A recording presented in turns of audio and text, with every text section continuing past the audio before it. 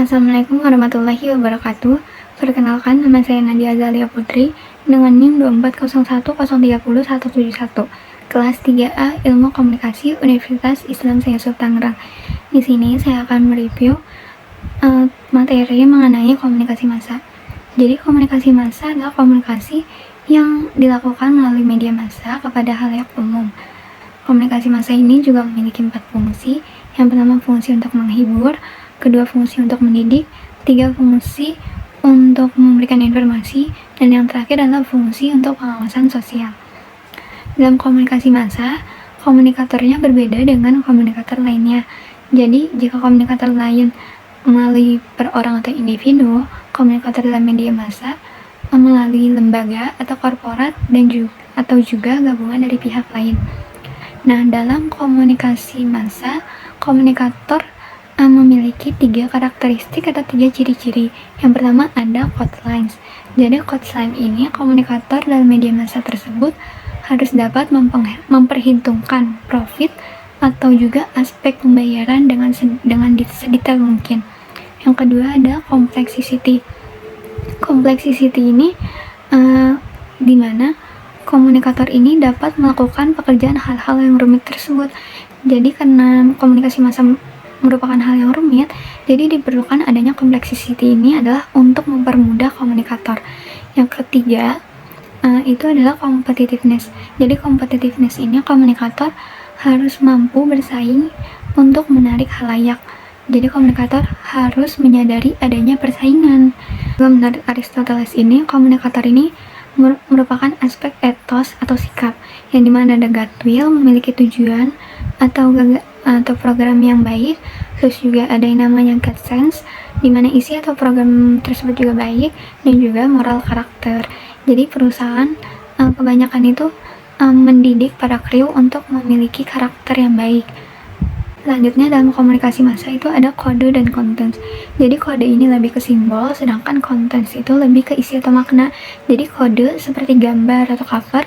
Nah, sedangkan konten ini merupakan isinya atau maknanya seperti caption, keterangan yang menjelaskan dari gambar tersebut. Kedua adalah gatekeeper. Jadi apa yang diliput oleh jurnalis tidak langsung disampaikan kepada halayak atau publik, tapi difilter dulu melalui gatekeeper ini. Nah, gatekeeper ini bisa melalui redaksi, editor, manajer stasiun radio, dan juga tim quality control. Yang tiga adalah regulator. Jadi yang regulator ini mereka di luar industri media. Nah, mereka itu bisa untuk menghentikan atau menghapus informasi, tetapi mereka tidak dapat menambah informasi tersebut. Nah, contohnya itu seperti pemerintah, narasumber, pengiklanan, dan lain-lain. Dan yang keempat adalah media. Media adalah saluran yang disampaikan untuk menyampaikan pesan. Jadi media seperti ada media cetak seperti tabloid, koran, dan juga media elektronik, stasiun televisi, dan juga radio. Yang kelima adalah audiens, yang dimana audiens ini memiliki karakteristik. Yang pertama adalah condong. Jadi condong ini mereka memilih-milih dalam produk media. Jadi apa yang menurut mereka bagus, maka itulah mereka yang pilih. Yang kedua juga audiens ini tersebar dan juga besar. Jadi tidak hanya di Indonesia saja, tetapi dari berbagai pulau. Terus juga heterogen. Nah, karena di Indonesia berbagai banyak ragam suku dan budaya, nah juga menciptakan heterogen. Terus juga anonim, tidak saling kenal satu sama lain. Mereka tidak saling kenal dengan si komunikator, juga tidak saling kenal dengan si narasumber yang ada di pesan tersebut. Jadinya mereka disebut anonim atau tidak saling kenal. 6 adalah filter, yaitu cara budaya dalam menyampaikan pesan kepada audiens.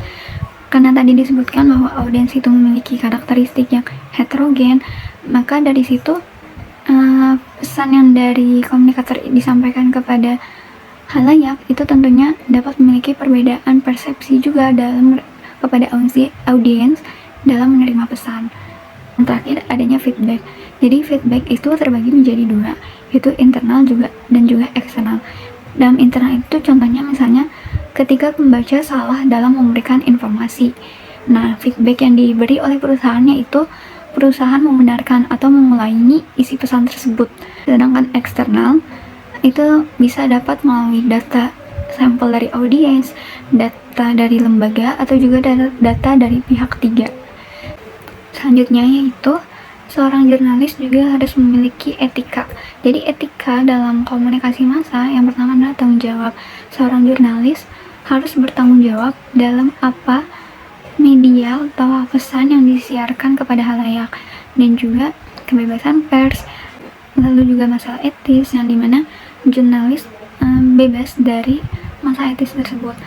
Seperti misalnya seorang narasumber memberi hadiah, entah itu uang atau dalam bentuk apapun, maka seorang jurnalis ini harus mempunyai etika dalam komunikasi tersebut, yaitu dengan cara menolaknya dan juga tidak terlibat dalam hal politik. Seorang jurnalis harus bersifat netral dan menyampaikan berita yang sesuai fakta dan melayani kepentingan publik.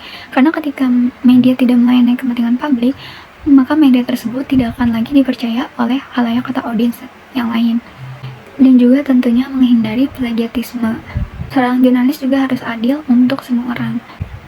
Selanjutnya ada hambatan dalam komunikasi massa, yaitu ada dua. Pertama melalui sifat psikologis, juga sifat sosiokultural.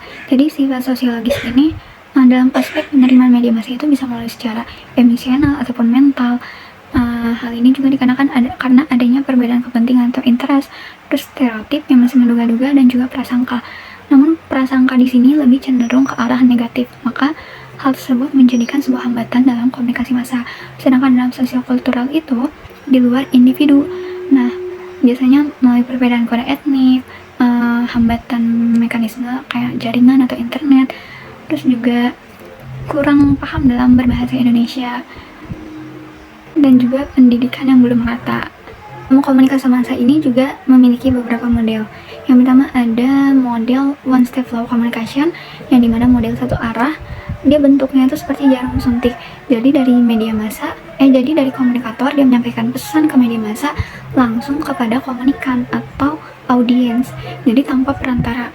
Yang kedua ada two step flow communication atau melalui dua jalur. Itu modelnya seperti jarum hipodermik.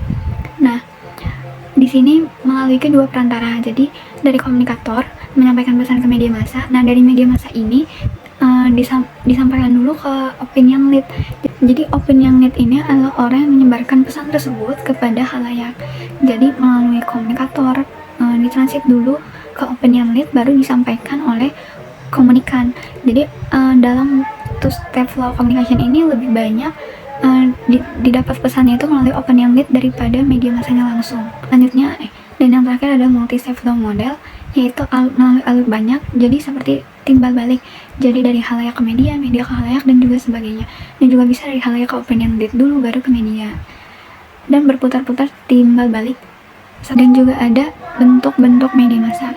Nah, bentuk-bentuk media massa ini contohnya seperti surat kabar, tabloid, dan juga media cetak. Dan juga ada yang namanya media elektronik, itu lebih seperti ke radio, televisi, dan tentunya memiliki fungsi yang hampir sama seperti memberikan informasi, komunikasi, hiburan, dan juga pendidikan dan penguasaan sosial. Mungkin cukup sekian dari saya mengenai review dari materi komunikasi massa. Kurang lebihnya mohon maaf. Wassalamualaikum warahmatullahi wabarakatuh.